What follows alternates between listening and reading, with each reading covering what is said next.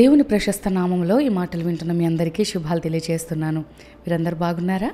దేవుని వాక్యమును ఎలాగైనా మీకు అందించాలని దేవుడిస్తున్న అవకాశము కొలది మీ ముందుకు రావడానికి మేము ఎంతగానో సంతోషిస్తూ ఉన్నాము.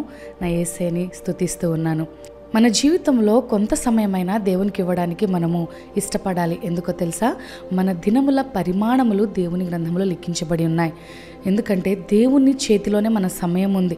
కాబట్టి దేవునికి కొంతైన సమయం మనం ఇద్దాం.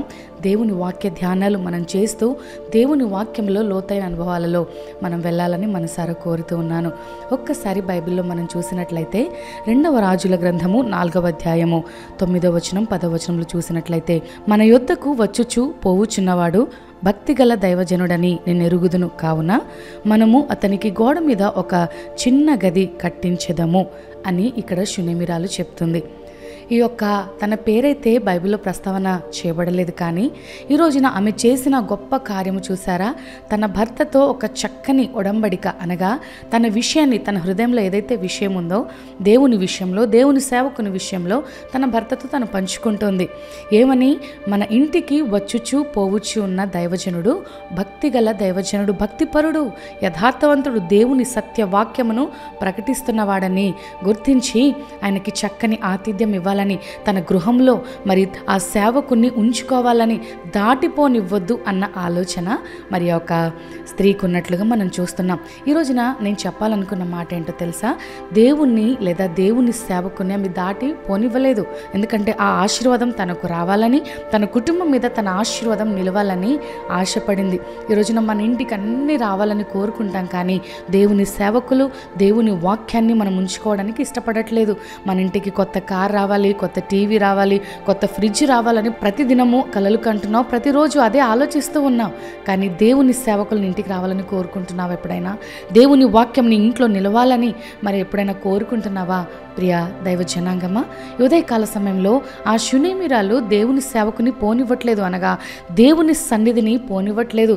నాకు కావాలి, నా కుటుంబానికి దేవుని సన్నిధి కావాలి, నా కుటుంబానికి దేవుని మాటలు కావాలి, ఆ ఆశీర్వాదాలు నా కుటుంబంలో ఉండాలని కోరుకుంది.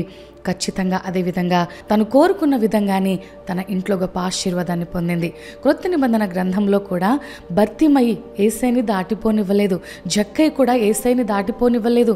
దావీదు కుమారుడా యేసు, నన్ను కరుణించయ్యా, నన్ను దాటిపోవద్దయ్యా, నీ ఆశీర్వాదము, నీ కనికరము, నీ కార్యము నా జీవితంలో నాకు కలగాలని కోరుకున్నాడు. అదేవిధంగా జక్కయ్య కూడా యేసయ్యని దాటిపోనివ్వలేదు. ఎప్పుడైతే యేసయ్యను చూడాలని మేడి చెట్టు ఎక్కి కూర్చున్నాడో, యేసయ్యని చూడాలనుకున్నాడు. ఎప్పుడైతే ప్రభు అతన్ని చూచినప్పుడు యేసయ్యని తన ఇంటికి ఆహ్వానించి తీసుకొని వెళ్ళాడు. నేడు నీ ఇంటికి రక్షణ వచ్చి ఉన్నదన్న మాట ప్రభు పలికాడు. హల్లెలూయా! ఎంత గొప్ప విషయం చూడండి ప్రియులారా. ఈ రోజున నువ్వు నేను కూడా పరిశుద్ధాత్మ దేవుణ్ణి, దేవుని సేవకుని, దేవుని వాక్యమును, దేవుణ్ణి మనం దాటి పోనివ్వద్దు. మన కుటుంబంలో అది నిలవడం ద్వారా మన కుటుంబానికి ఎంత మేలు, ఎంత ఆశీర్వాదమో ఈరోజు నాది గ్రహించట్లేదు.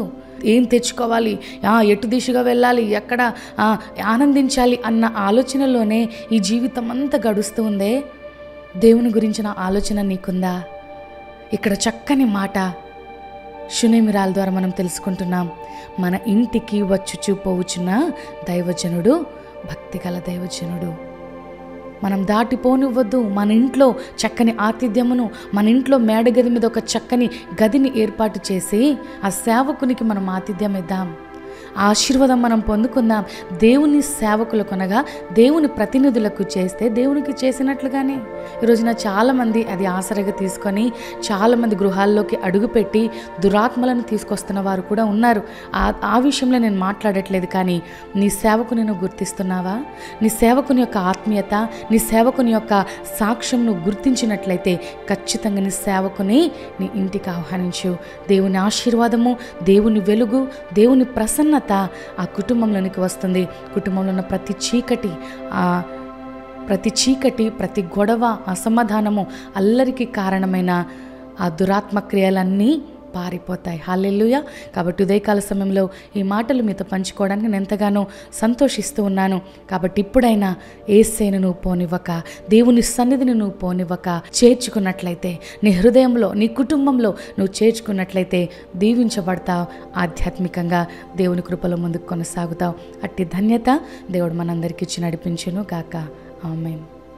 మహాకనికరము గల యేసయ్య, సర్వశక్తిమంతుడా, మీ ఘనమైన శ్రేష్టమైన నామానికి వేలాది వందనాలు, కృతజ్ఞతలు తెలియజేస్తున్నామయ్యా.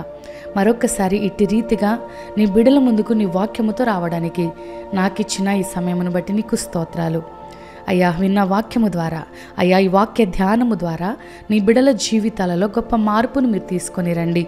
అలనాడు షునేమిరాలు ఏ విధంగా నిన్ను చేర్చుకుందో, ఏ విధంగా ఆతిథ్యం ఇవ్వాలని ఇష్టపడిందో, దేవుని ఆత్మ, దేవుని సేవకుడు, దేవుని ప్రతినిధి ఉండాలని కోరిందో, ఈ రోజున మేమందరము నీ సన్నిధి, నీ ప్రసన్నత, నీ వాక్యము, ప్రార్థన మా కుటుంబాలలో నిలుపుకోవడానికి సహాయం చేయండి.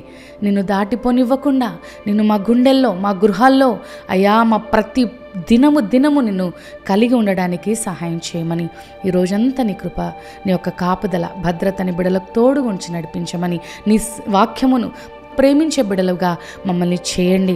నీ వాక్యాన్ని హత్తుకునే బిడలుగా మార్చండి దేవా. నీ వాక్యమే మాకు ఆధారము. కాబట్టి నీ వాక్యమును బట్టి స్తోత్రాలు చెల్లిస్తూ ఈ దిన దీవెనలు నీ బిడ్డలందరికీ మీరు అనుగ్రహించమని యేసయ్య దివ్య నామమున స్తుతించి ప్రార్థించడి వేడుకుంటున్నాము తండ్రి. ఆమేన్. ఆమేన్.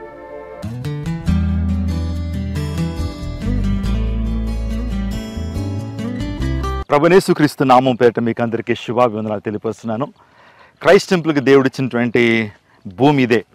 2 ఎకరాల 16 సెంట్ల స్థలాన్ని క్రైస్ట్ టెంపుల్ పేరు మీద దేవుడు మనకు అనుగ్రహించారు. ఇదే స్థలంలో మహిమాన్విత దేవుని సంఘాన్ని నిర్మించడానికి మనం ప్రయత్నం చేస్తున్నాం. గతించిన కొన్ని సంవత్సరాలుగా ప్రార్థన చేస్తూ వస్తున్నాం. పర్మిషన్స్ ఆల్రెడీ గ్రాంట్ అవుతున్నాయి. ఇదే స్థలంలో సుమారుగా 10,000 మంది పట్టేటువంటి ఒక మహిమాన్విత సంఘం నిర్మించబడబోతూ ఉంది. కావున మిమ్మల్ని అందరినీ ప్రార్థన చేయాలని మనం చేస్తున్నాను. మీ అనుదిన ప్రార్థనలో క్రైస్ట్ టెంపుల్ అనేటువంటి ఈ యొక్క సంఘం కొరకు, ఈ కన్స్ట్రక్షన్ కొరకు ప్రార్థన చేయండి. ఈ మందులు అనేక మంది రక్షణ పొందాలి, అనేక మంది సత్యవాక్యాన్ని వినాలి, దేవుని శక్తిని ప్రత్యేకంగా అనుభవించాలి.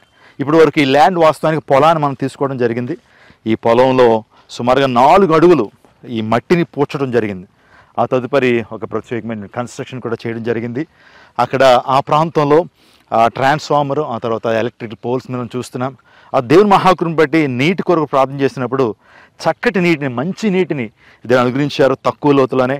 దేవుని నామానికి మహిమ కలుగును గాక. అందుని బట్టి కుటుంబాలతో అందరూ ప్రార్థన చేయండి. ఒకవేళ దేవుడు మీరు ప్రేరేపిస్తున్నట్లయితే యోగ్యమైన పరిచర్యకు మీ ప్రేమపూర్వకమైన విరాళాలను పంపించండి. కట్టాలంటే కొన్ని కోట్ల రూపాయలు అవసరం అవుతా ఉంది. అందుని బట్టి దేవుని మీద ఆధారపడి మేము సేవను జరిగిస్తున్నాం. ఏమి విదేశీ సహకారాలు లేవు. దేవుని సేవ మీద ఆధారపడి సేవను ముందుకు నడిపిస్తున్నాం. కాబట్టి మీ కుటుంబం తరపున ఒక శ్రేష్టమైన కానుకను దేవుని మందిరం నిర్మాణం కొరకు మీరు విత్తండి. తద్వారా గొప్ప పంటను మీరు కోస్తారు. నిజంగా దేవుడు మిమ్మల్ని, మీ కుటుంబాలను ప్రత్యేకంగా దీవిస్తారు. ఈ పరిచర్యలో 1900కు పైగా బాప్తిసాలు తీసుకుని వారు దేవునికి కృపలో నడుస్తున్నారు. మరొకసారి మీ అందరికీ విజ్ఞప్తి చేస్తున్నాను, ప్రార్థన చేయండి. మందిర నిర్మాణం కోసం ప్రార్థన. దేవుని చిత్తం అయితే సెప్టెంబర్, అక్టోబర్ మాసాల్లో ఈ యొక్క మెయిన్ శాంక్చురీని కట్టడానికి మేము ప్రయత్నాలు చేస్తున్నాం. అన్ని ద్వారాలు తెరవబడినట్లు మీరు ప్రార్థన చేయండి. దేవుని చిత్తం అయితే 31 ఆ తర్వాత జనవరి ఆరాధన ఇక్కడ జరిగించాలని ఆశపడుతున్నాం. ప్రార్థన చేయండి, సహకరించండి. దేవుని ప్రత్యేకంగా దీవించును గాక. ఒకవేళ మీరు ఎవరైనా సరే ఈ యొక్క మందిరం కొరకు విరాళం ఇస్తానన్నటువంటి వారు కింద ఫోన్ నెంబర్స్కి మీరు కాల్ చేయొచ్చు. ఈ అకౌంట్ డీటెయిల్స్ కూడా ముందు పెడుతున్నాను. దయచేసి ఆలోచన చేసి, ప్రార్థన చేసి దేవునికి మందిరం కొరకు మీ యొక్క విరాళాన్ని ఇవ్వాల్సిందిగా ప్రభువు పేట మనం చేస్తున్నాను. God bless you. God bless Vijayawada. God bless our India.